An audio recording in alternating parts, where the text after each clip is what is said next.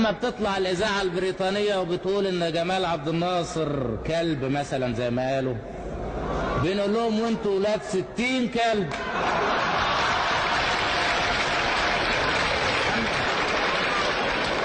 وبعدين بنقول والله ده احنا بقينا كويسين قوي.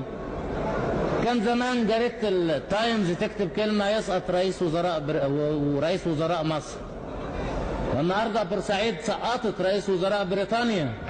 الدنيا اتقلبت، الدنيا اتغيرت.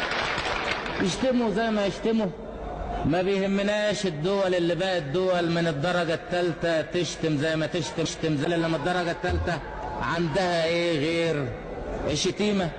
وبعدين احنا ما ردناش عليهم الشتيمة في الجرايد، بس بنقول لهم ان احنا بنقدر نشتم اكبر راس عندهم وتاني راس عندهم وتالت راس عندهم ولا يهمنا، ولكن